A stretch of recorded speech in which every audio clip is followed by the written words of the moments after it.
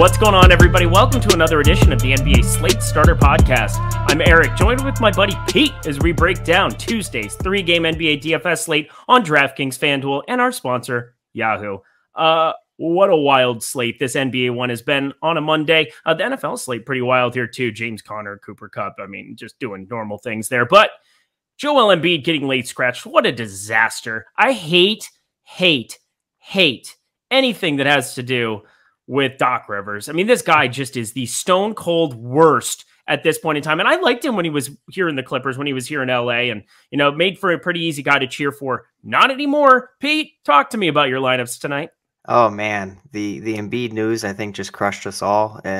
Imagine if you had him locked into a lot of lineups or went Imagine over if you the had field. Drummond locked in with all these other fools. I know. Yeah. So it was a strange night for sure. And then we had some blowouts as well. So we did lose some run from some talented players that were going off at points, but it was a mixed bag tonight. And I like these smaller slates. I was telling you about it. So this Tuesday slate is something that I'm really looking forward to. Anything under five and under is kind of like what I like to target the most.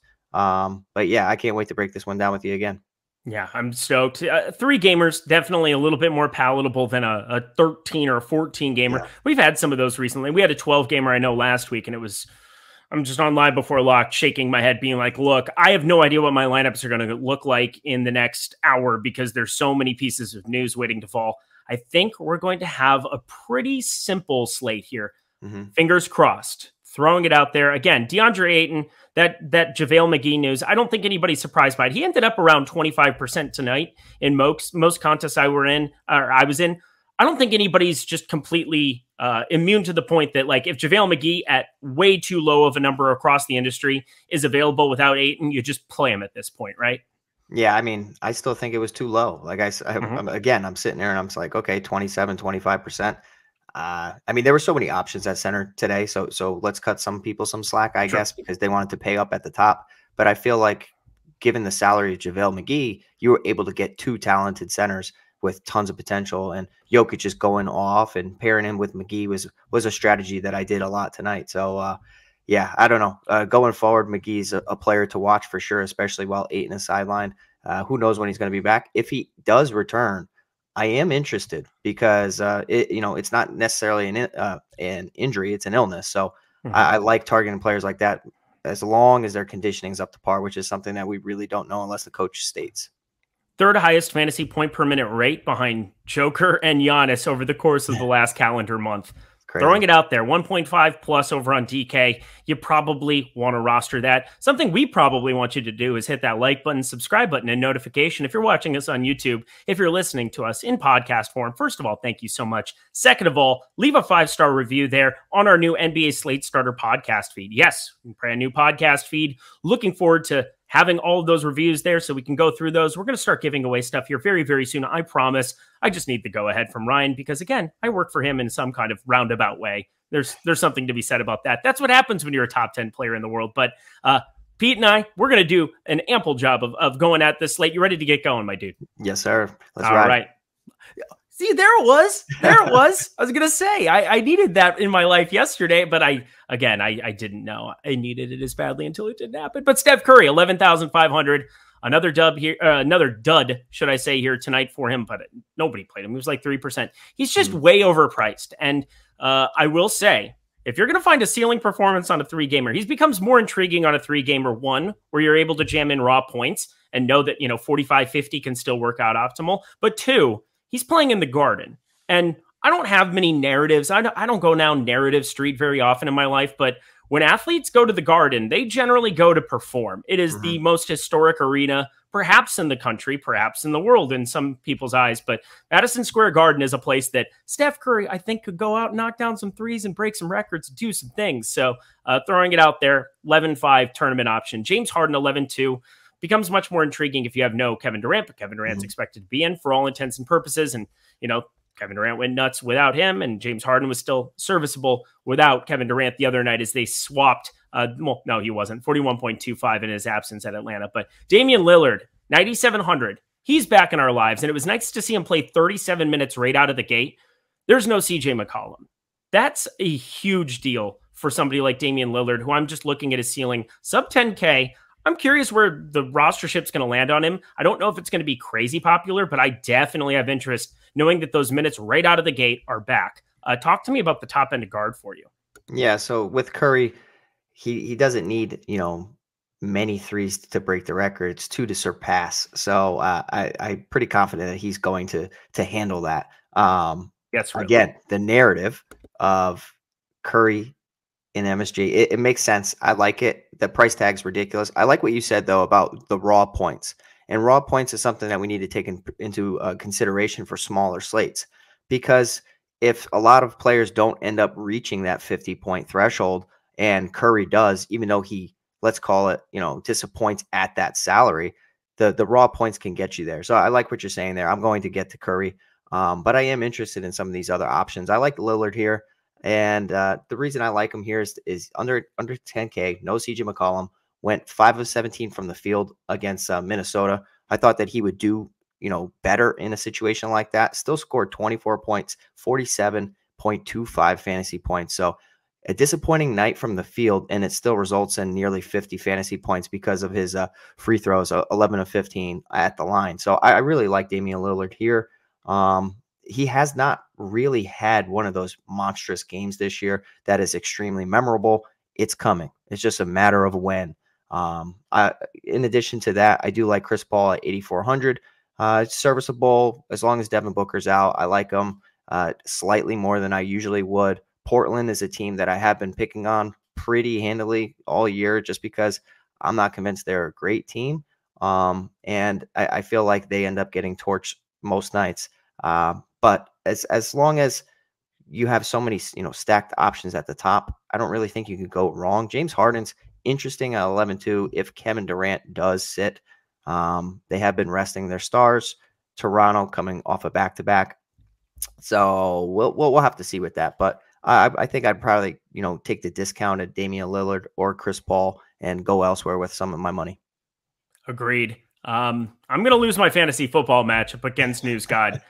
The guy has Cup, Connor, and Matt Stafford going up against my Van Jefferson and Matt Gay, and I'm beside myself. I was up a zillion. I was projected to win like 90%, and welcome to fantasy football. It can be the stone cold worst thing, but hey, we're talking some basketball. Thank God. Oh, a sport that doesn't suck as much. That's cool. Chris Paul. I'm kidding. I love football, but 8,400 for him going up against Portland. They're going to be on a back-to-back here. Again, Ayton, we're going to be waiting on that news. You're probably not going to know by the time 7:30 p.m. Eastern time rolls around here. There's a big 2.5-hour gap you have.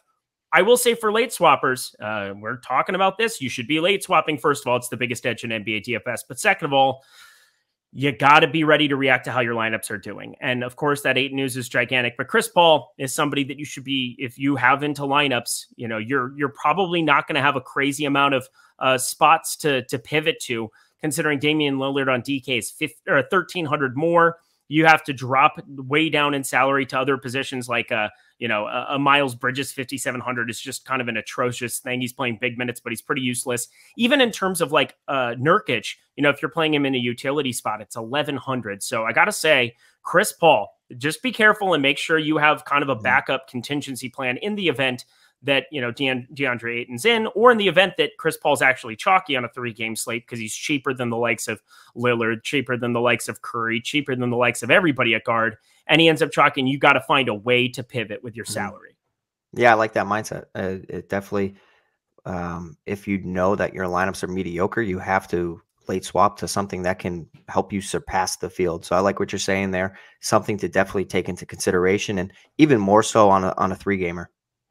Yep. I'm looking at it right now. It's a gigantic part of this slate. So I just want you all to be ready, to have your head on a swivel, ready to go in the event that happens. Anthony Simons on DK, probably the least intriguing spot to be rostering him. 5,600. He already had a big tag at 5,100, I believe, last game. Now he got the inflation up to 5,600 because he still played 33 minutes. You got to remember, no CJ McCollum. He's still going to project out decently. I think he might be a guy that if he's garnering attention, we just go light, considering he shot the doors off of it the other night. I watched that Minnesota game, 9 for 20 from the field, 6 for 12 from 3, but he was actually really, really hot to begin that game, kind of faded out towards the end. So what do you think about Simons and the rest of this mid-range at guard? Yeah, so I don't mind Simons at all. It comes down to Mhm. the ownership for me, Correct. and also like if I'm hurting for somebody within that salary range, I think that you can do a lot worse than Simons in the absence of CJ McCollum. It's not that he's getting starter minutes by any means, but coming with the second unit, I like what he does, and he's a scorer. So not too many people have the ceiling that he does within this price range.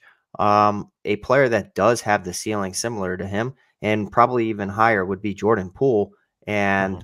it's interesting to me because whenever somebody's playing second fiddle to a star, a lot of attention isn't in their direction. And Jordan Poole, I think, has been serviceable and has been pretty strong in certain games. And I do think that New York in certain nights you can expose them.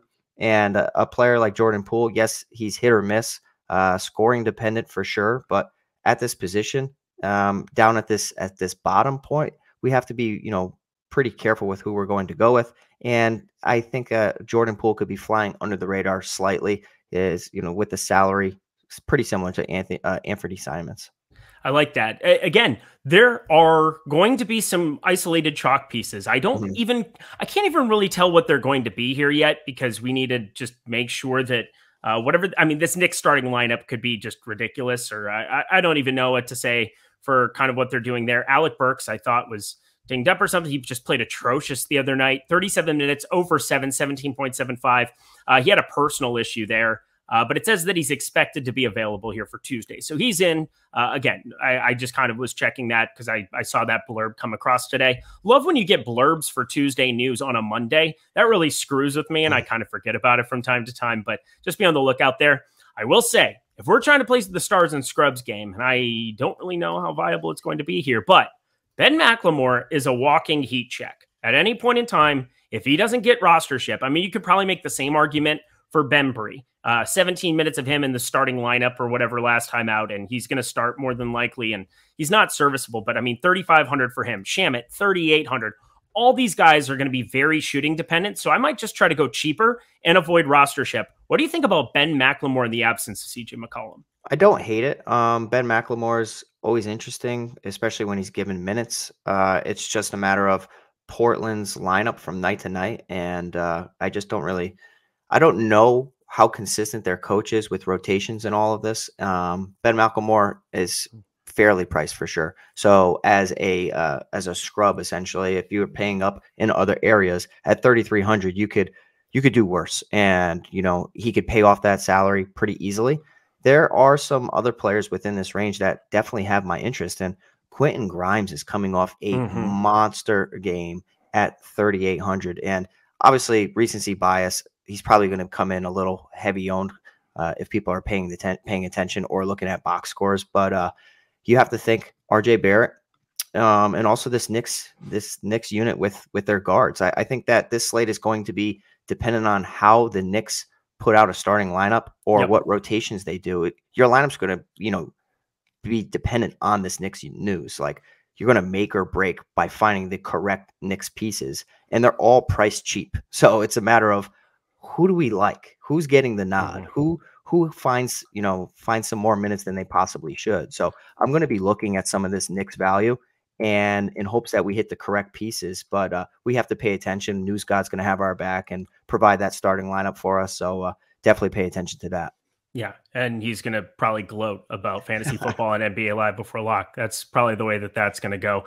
I'm actually up one right now here. Matt Mhm. Gay kicked a field goal. There But you here's go. the thing. Cooper Kupp is like the running game right now for the Rams. And so he needs like 2 catches. And I'm in the last 5 minutes of this game and I'm just dead. However, I was winning the Millie for a hot second and now I'm not. And I don't even want to look anymore. So I can be useful here. But Quentin Grimes, looking at him, 3,800. He played 40 minutes. Again, RJ Barrett's in COVID protocol, and Mhm. we're going to have a wonky spot here now with Alec Burks back. I don't know what it's going to look like, but just be aware. Quentin Grimes was a bucket at Houston in college. He Yes. was an absolute stud in college. And for anybody who likes the college game, college DFS, I'm hoping that continues. I think they're going to increase the prize pools post college football. That'll be fun, but check out Matt Gajewski's projections. They're the best. I just plug and play those some nights, and it is PrintFest USA. So check it out. Heading over to FanDuel, keep it moving along. We've got James Harden 10-4, Steph Curry 10-2. And then there's a steep drop at the shooting guard position. If you don't roster James Harden, the next eligible dude is Jordan Poole at 6,300. Point guard is a little bit different, where you've got Dame Lillard, 8,700, Fred VanVleet, 8,500, Chris Paul, 8,400, all of them point guard only. Do you have a preference between those three on FanDuel? Oh, man. Well, the options are a little limited at shooting guard, as you mentioned. Yep. The top end of point guard is interesting to me. I'm Damian Lillard at 8,700 is just he really sticks out to me with that price. Chris Paul, again, like you said, is probably going to be chalky because he's cheap, and paying up above him. I don't know really how many people will end up going that route, but it's hard to get away from James Harden night to night. I really like him. I'm a Knicks fan, obviously, so I have some slight bias there. Well, there's that. I'm a Nets fan. I'm definitely not a Knicks fan. I actually covered the Nets for a while, and so James Harden, Kevin Durant, they find their way into my lineups quite often, and I can't deny James Harden at 10-4 on this platform either. All righty. Well, we'll look at the rest of the spot here. Again, the Knicks guards, I don't really know what to tell you until I see what happens in that starting unit. You still have Emmanuel quickly there, 24.7 for him on FanDuel the other night. So not the worst of options here. Somebody else who could be eligible. We know Kemba Walker sure ain't going to be it. So that's one guy we can kind of write off the list. Quentin Grimes, again, becomes kind of a talking point there. You just have to be considering that at 5,200 if he's going to be starting here. But I doubt he is with Burks. I think he comes off the bench, and that's just going to be a messy situation. If he's chalky, I'm probably going to stick away from it because, once again, shooting-dependent guards, I try to avoid them when they're chalky. I try to embrace the volatility. Terrence Ross, he's been the example I've used throughout the years where he can get hot out of the middle of nowhere, and he'll just play 30 minutes. He can be cold, gets out in his first rotation, he plays 15 minutes, and you're just dead. And you know it. You know that you are, but don't play them when they're chalky, especially on a 3-game slate. I'm extremely, extremely sensitive to that. Cameron Payne, 4,800, I think he sticks out. Evan Fournier, I mean, those minutes have been down here. He's been horrendous, but he's 4,400. Cam Thomas is a walking bucket, 4,200 for him, 29 minutes there, but that was absent James Harden. So be a little bit careful as far as the minutes projection there. It's just anything below that, no chance for me. Yeah, it's a no chance for me either. I don't know why, but I really dislike this position. I feel like I have a very difficult time picking the correct shooting guard night to night. But here's the thing, Pete. This is the nice thing about this. I would say this is the talking point of NBA period. Okay. Those are the best situations to be in where you don't know, because what you should be able to do is avoid the chalk, because people think that they know too much about sports sometimes. People think that they can project everything, and NBA is the most projectable out of all of them. We're able to look fantasy point per minute rate. Somebody's off the floor, somebody's on the floor. We can kind of get a ballpark in terms of minutes, in terms of what they're going to look like. And we can find a pretty consistent window. LeBron James isn't going to put up 15 in 40 minutes. He's also not going to put up 90 most of the time. He's going to fall somewhere within the 35 to 65 range 95% of the time. It just comes down to being able to isolate the days that he might be able to go nuts based on who's around him, based on his salary, based on the way other people like them. So if you don't like a position in NBA, which happens to me a lot, it makes it a little bit easier for me than on days where it's like, I just want to play 100% Jalen Brunson. I just want to play 100% JaVale McGee. I just want to play 100% of these guys. And that's kind of the way that I lean on those kind of things. But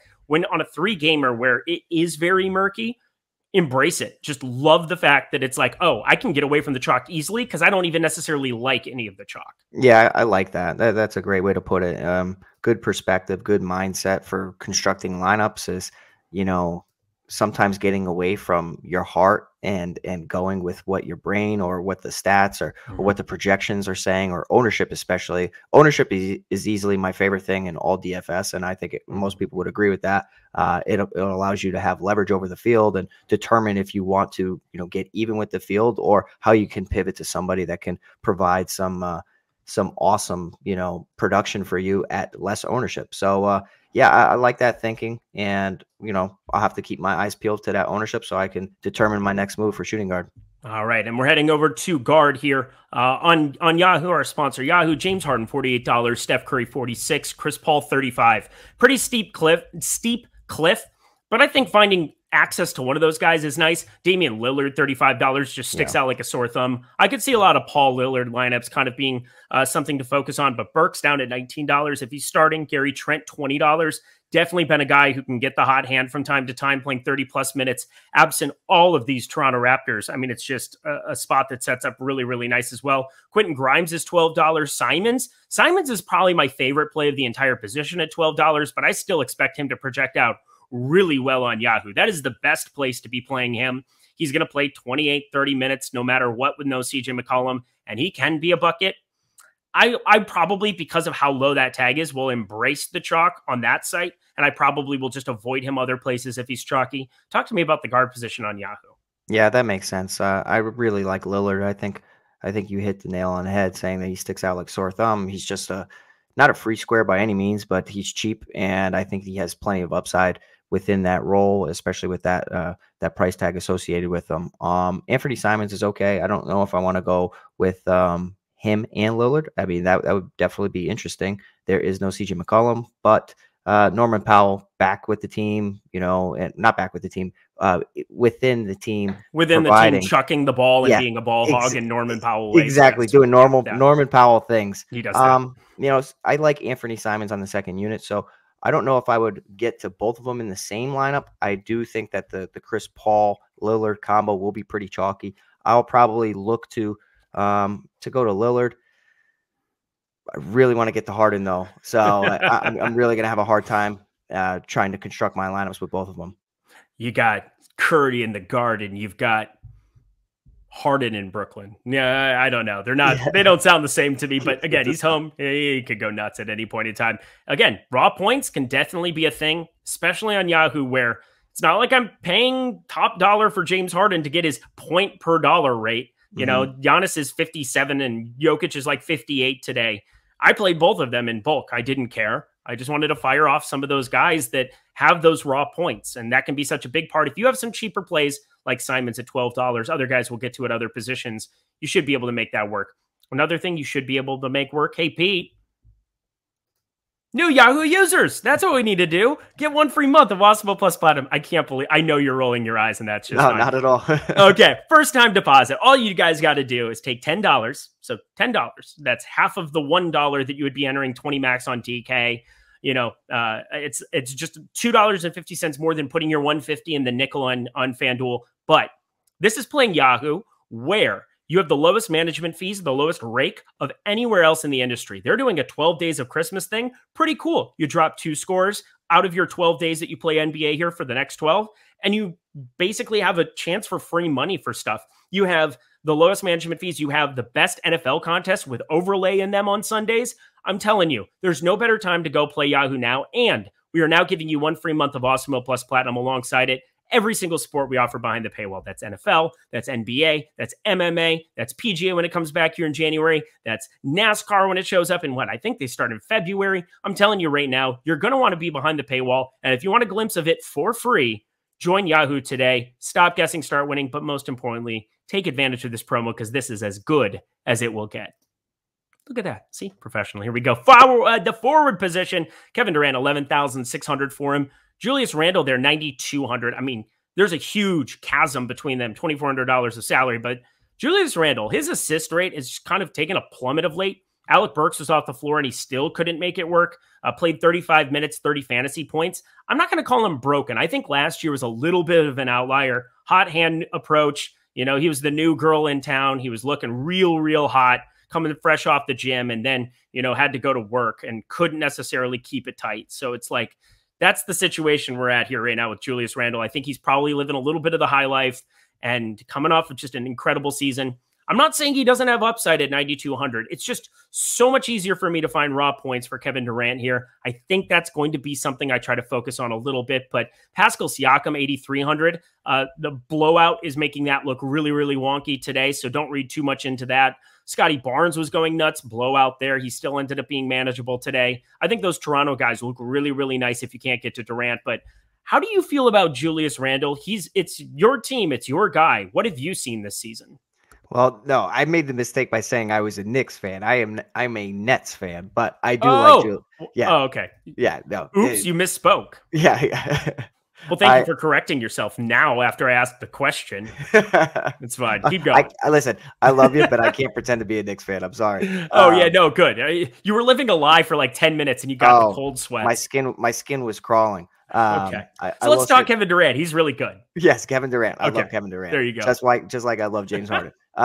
But I will say that Julius Randle comes at an extreme price discount, which is interesting to me. You talked about, getting to Domantas Sabonis, and that ended up he did solid. He did excellent for his salary, and I think that a player in Julius Randle can definitely replicate that or reach the same heights of that. The issue with the Knicks seems like chemistry and constant, different rotations and people coming in and out, and what the coach is going to do, and the inconsistencies with the coaching and the decisions and the lineups. I feel like it's tough for a player, like it has to be tough for a player. And I know that Julius Randle is having a down season compared to last season, but I still really like him. I think that the skills are still there. The aggressiveness the past 2 games hasn't been the same in the past. I love it when he's, flirting with 15 to 20 attempts. He's only had 9 attempts in his past 2 games. So that is interesting to me. The usage has dropped a little bit lately. Not really sure how to take that, but Julius Randle is interesting because I feel like a lot of people are going to be off of him. And, it's not the matchup we like against Golden State because Golden State is just fantastic everywhere. But Julius Randle really looks like that discounted, lost in the shuffle player that I might take a slight stand on. Ooh, look at you. You are a Knicks fan tomorrow then. No, we might all be Knicks fans tomorrow. I have no idea yet. I just talked about Randle like I was a Knicks fan. But, I don't know, man. I really like Julius Randle, and, Pascal Siakam and Scotty Barnes. There are some pieces on Toronto that definitely can contribute, and they were off to a really hot start in that last game, and then it was a blowout. But it's interesting against Brooklyn because Brooklyn has become more defensive minded this year, and you have noticed it significantly. That you know that you're not going to win games in the playoffs if you cannot play defense. So I love how the coaching staff really just put that in everybody's head. Like, we need to focus on our weakness. And I'm happy that we're making strides in that department. Hey, Pete, bad news. Nikola Jokic got ejected.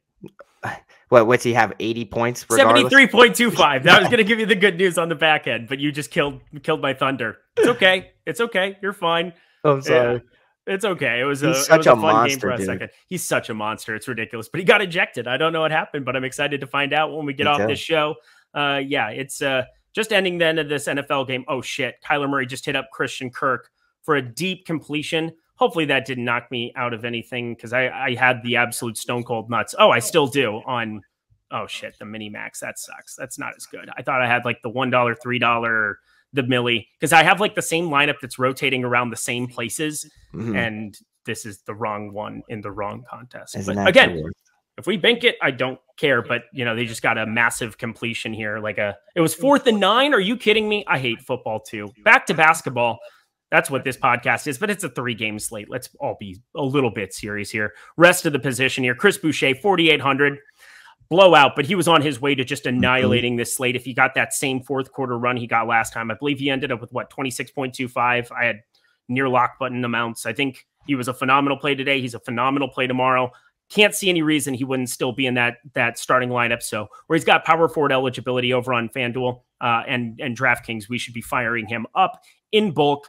Cameron Johnson, shooting dependent. Nasir Little, if he's in that starting lineup here, I don't know. Robert Covington played really well in a spot where he lost his starting job. He's 3,400, played 34 minutes, put up 31.75. They brought him back in to close the game in like the last 2 minutes and didn't matter. They sucked. They took Nurkic off the floor at the end of that game. It was kind of embarrassing for him. But we've got a ton of guards here to cycle through for Portland. Powell, Little, Nance Jr., who ended up starting and had a fantastic game. Covington, 3,400. Who do you like from Portland? Because there seem like there are going to be a lot of options in this spot. Yeah, I mean, I'm interested always when I can find a cheap player that can give me just enough points to make my stars fit into my lineups. And Robert Covington he finds his way to 30 minutes more often than not. I understand that the lineups may, alter and become different, but he's really cheap, and I'm okay with getting to him at 3,400. Portland in general seems just a bit messy when McCollum and all these, without Nurkic, it's really screwing everything up. Like Nurkic needs to get 30 minutes a night. And when he's scraping just 20 minutes, I feel like they're starting to get a little too cute with their lineup sometimes. So I don't know. Portland's a little strange to me.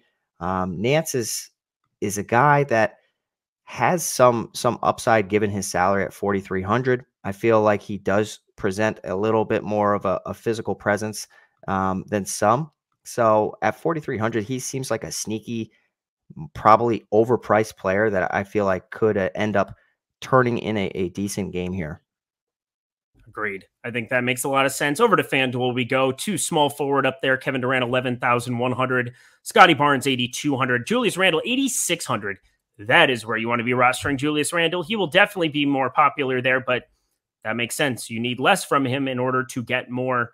I like that idea of why you should be playing multiple sites, especially our sponsor, Yahoo. But Scotty Barnes, 8,200, really expensive. He's actually more expensive than Pascal Siakam there. Next guy on the board at 7,800. Then you've got Gary Trent, 6,100. Norman Powell, 5,900. It really falls off a cliff. We should be looking at rostering Kevin Durant, Julius Randle there, small forward, power forward, and then you can kind of have pick your poison. Scotty Barnes and Pascal Siakam, picking right between those two is going to be important. I know Pascal's still going to be projected for more, but if Scotty Barnes sees any kind of a major ownership decrease, that might be the time to buy in on a little bit more of him. So kind of being specific with where you take your stances, but what are you looking at for the forward position on FanDuel?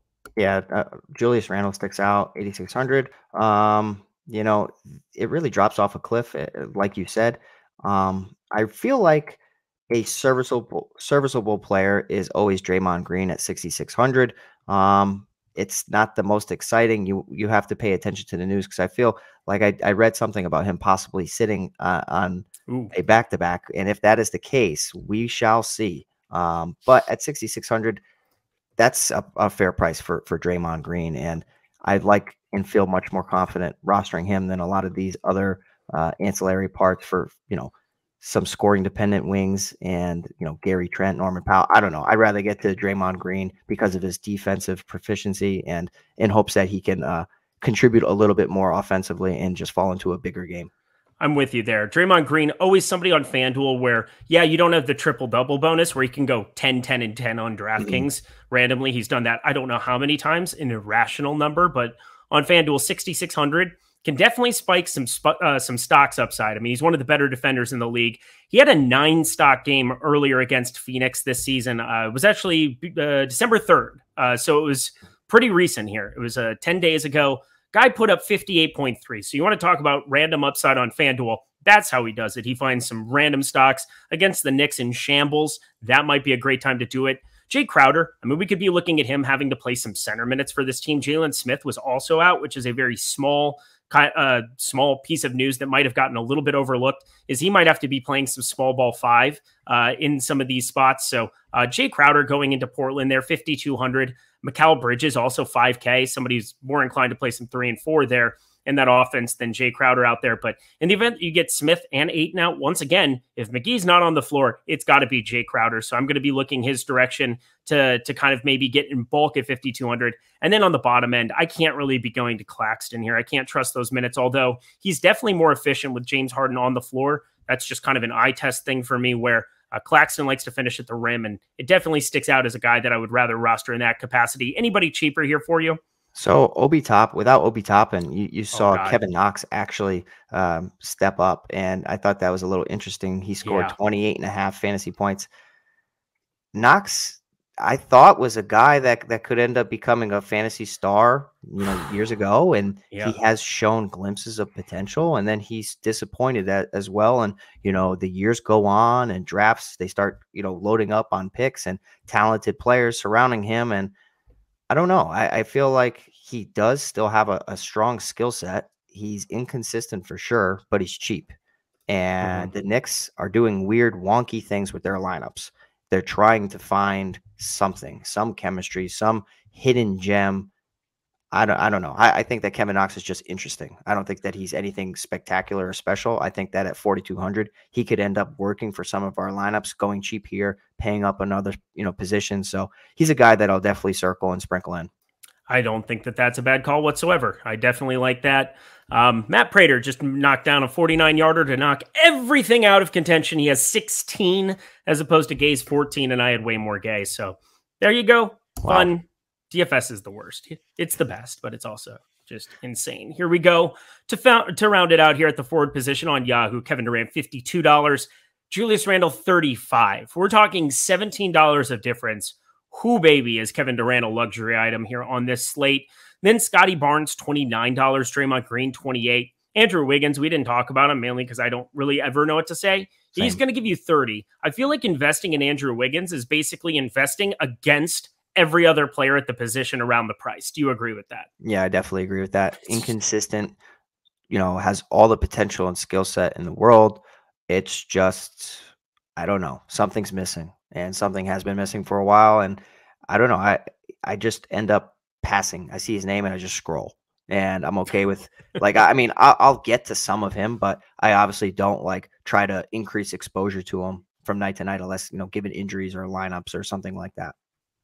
Arizona just recovered the onside kick. Oh wow. My goodness. This game sounds ridiculous right now. 30-23. Again, I'm just doing the ESPN watch. I'm not even doing watching it. Sometimes I'll have the iPad here and I literally purposely put it over here so that I didn't not pay attention to you. Rinpack, if you're listening, of course, I love you. And I would never not listen to you at times, but I also have been known to randomly have a game on just to track and keep it interesting, especially on a 3-gamer where it's we just talked about Kevin Knox. Yeah, exactly. I don't even know what else to tell you. Exactly. Let's round this out here so we can go maybe see the end of this random. Well, we're not going to make it in time here. Ooh, penalty on Arizona, offensive holding. Here we go. It's going to get very, very fascinating towards the end. You're going to hear it live. You're going to hear it live here, even though I know you're all watching it and I'm not. Here we go.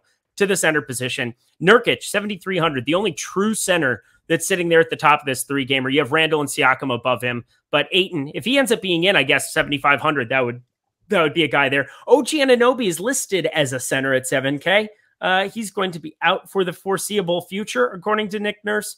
Don't want to be clicking on his name. Draymond Green, 6,900 on DK. You're overpaying for hopefully a triple-double. That's the kind of upside he can have. Or you're just overpaying to try to get some massive stocks upside, 40+, and the rest of the position doesn't get there. But Chris Boucher, 4,800 there for him. I much prefer him as opposed to Aldridge, who, well, now even at 6,400, have to compete with the likes of Harden and Durant on the floor alongside him. That's less appealing. Talk to me about center on DK. Yeah, so Aldridge was a guy that has received 30 minutes, and then you see that he has not been reaching 30 minutes, and he's been getting the Nurkic treatment where it's okay, we want you to last the whole season, and we want you to just get you 20, 24 minutes a night. Aldridge at that price tag, that's the minutes are not going to work. We need a little bit more for him to really come through. Draymond Green, I still don't mind, just given the bonus and how important this game could possibly be to Curry.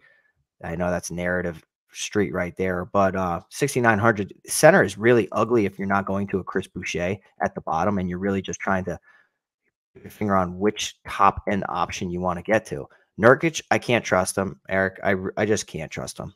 The potential's all there, but not receiving 25+ minutes in most games is just something I can't get behind at 7,300 because on any given night I don't know what's going to happen with the rotations and how many minutes he's going to get. DeAndre Ayton is a leverage piece, and I think that a lot will depend on the news whether his conditioning is up to par. If I hear anything about his conditioning being up to par, he might be my favorite center on the slate in addition to Chris Boucher. I think that I probably want to put Chris Boucher in the power forward spot and in addition to getting to a DeAndre Ayton, or if he's out, a JaVale McGee again. I'm going to keep going back to that over and over and over. But DeAndre Ayton at 7,500, I think, is one of the most interesting pieces here. And at the center position that seems riddled with injuries and a lot of players that don't really fit, I'm okay with getting a little bit different in DeAndre Ayton. Who's Ish Wainwright, and why is he on the floor right off the bat here for the Phoenix Suns. I mean, this is just, I just clicked over to look at this game. I don't even know who Ish Wainwright is, and I do this for a living. So that's fascinating to me. Never heard of him in my life. He's on the floor right now for the Phoenix Suns. Wow. Yeah. And that's probably not, I mean, he'll have to do something in order for my showdown lineups to not really work. But I did not consider him for my showdown lineups at all. They're playing a 6'5" dude at center. That's Ish Wainwright. That's what it looks like on the floor. I was going to say, I had a feeling that he was, out there playing that kind of small ball role. If you're going to have to play small ball, at least you're doing it against the Clippers where, get Hartenstein out there and then you're fine. You take Zubats off the floor and you just kind of save McGee for that kind of time period. But anyway, thought it was a fascinating anecdote. By the way, 30-23, Aaron Donald sacks Kyler Murray to end the game. Wow. So there it goes. Good day.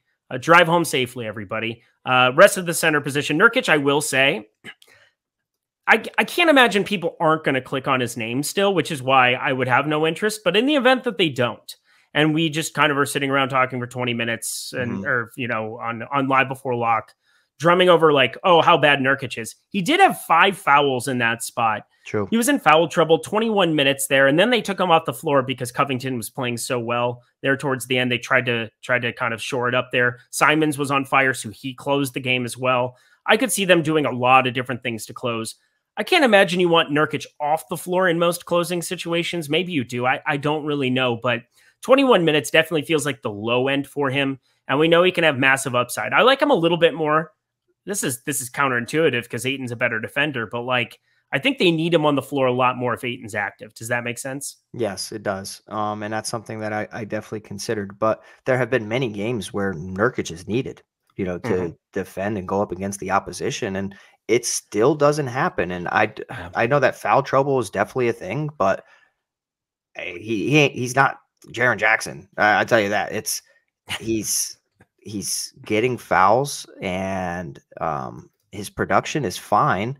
It's the minutes. It's something wonky with Portland. But like you said, if he comes in completely under owned, let's call it less than 20% owned, I'll probably get a little bit more aggressive than that because it is a 3-gamer. You're going to see crazy ownership across the board. And if he is completely glossed over because of his rich price tag at 7,300 in comparison to his production, I'm going to go for it a little bit, but I have zero faith in it. Yeah, I've legitimately none either. Luke Kennard breaking the slate comparatively to JaVale McGee. 2 quick fouls in the 10 minutes that he's been on the floor. 4 and 4. That's not enough. We need more. Let's over to the center position on FanDuel. Julius Randle, 8,600, the most expensive guy you could even click on there. 8 and 7,500. I would love it. I don't know what to do because I don't know how you could possibly allocate that salary elsewhere. I think you'd have to have multiple spots kind of allocated to say, I'm going to play Covington, Simons. You're going to have lineups where you have multiple pieces of that Phoenix Portland game in the late night hammer. Maybe you can find out some swaps to just get onto some Ayton in the event that he's good to go, because that's a really nice tag. Draymond Green, 6,600. Yusuf Nurkic is down to 6K on FanDuel. He's going to be popular there alongside LaMarcus Aldridge at 5,900. That's kind of that's jarring to be looking at. It is. What you also can look at that in a little optimistic perspective is if he goes out there and puts up another stinker, you know that price range is going to attract tons of people to him. So possibly to get a little contrarian, you go elsewhere on FanDuel, which is not the safe approach by any means. The safe approach, it looks like Nurkic is a free square over there. But I will say that if he disappoints once again, there's going to be a lot of dead lineups. No doubt about it. JaVale McGee, 5,400. You have to at least think about it there. I'd still play a ton in the event that I knew that there was going to be no Ayton, but, such is life. Chris Boucher, 5,100. Kevon Looney, 4,700 for him. He played 25 and 27 minutes. He's been more fantasy viable than he's been in a long time. We're talking like 9-8-4, 14-8-3, getting involved somewhat in the offense. So 28.6 and 28.1. I don't think it's completely nuts on this slate where center is kind of a wasteland, aside from Nurkic's tag that just kind of sticks out. JaVale McGee in the event that you have no Ayton. But otherwise, if Ayton's in, I could see a path for Kevon Looney here at 4,700, which is really freaky to say out loud. Mitchell Robinson, his minutes have been way down of late, not looking to be going that direction. But That's going to do it for FanDuel Center. Let's round this entire thing out. Or actually, do you have any other notes that you had for FanDuel Center before we move on? I mean, Boucher is going to be difficult to get away from on all platforms. I think that goes without saying. Do you want Boucher at 5,100 or Nurkic at 6,000? I'll probably take Boucher despite the volatility. I just think that he's a little bit safer given everything that we've seen the past couple games. All right. I like that. I think it makes sense. You can play him at power forward as well, but power forward, there are some studs to actually be paying up for, whereas center, you don't have those. All right. Center on Yahoo, our sponsor to round it out. Pascal Siakam, $33. Nurkic, $24. Aldridge, $20. JaVale McGee, $14. All right. DeAndre Ayton at $28 would be my favorite. McGee would be my favorite if he's out. We have to be waiting on that news. I know you're sick of me saying it, but it is such an important part of this slate. Center is a terrible position. I think it might be a Siakam, Ayton, Nurkic, and maybe Aldridge at $20. That's a pretty decent tag for him there. And moving on with your day if Ayton gets in. Anything that sticks out to you different from what we talked about already at center over there? No, I mean, Aldridge, I think that's fair. That's a little bit more fair than the DraftKings salary associated with him. I do think that DeAndre Ayton is one of the most interesting pieces because the 10 p.m. game, we talked about it last time, the leverage. I'll probably pay real close attention to the news and in hopes that he does play because I feel like we could use that to our advantage on all platforms. Definitely could. Pete the Heat. That is number 2 in the books, my guy. Yes, sir. Absolutely enjoyed it. I hope to have you back again sometime here. When Ryan's off, when I'm off, when we'll just have you anytime. You're fantastic. Really, really enjoyed your analysis. Love talking some ball with you. Any final words for the people on the way out? No, thank you for the opportunity, Eric. I appreciate it. Appreciate you, Awesemo. Everybody tuning in. You guys are great. And can't wait to have Ryan back and I can tune into your guys' show. The Slate Starter podcast. I absolutely love it. I'm up late. I'm up late all the time. So when this thing pops off the night before or even in the early morning, I'm up. So I'm listening to that thing right to start my lineups and get ready for the next day. And then we start the whole day with the process show and everything on awesemo.com. So again, thanks, Eric. Appreciate you all. Anytime. You'll be my emergency go-to guy now. That's what it is. If you're going to be up late over on the East Coast, if you're going to be up till 11:30 every single night, again, I'm up here at 8:30 here on the West Coast. This is nothing for me. So yeah. I'll be hitting you up in the bind when Ryan or myself end up partying too hard the night before or something, and anytime we just completely space out. So enjoyed it, my guy. He's Pete the Heat. He's the man. I'm Eric Lindquist. I'm just a simple man. That's not true at all. We'll see you guys later.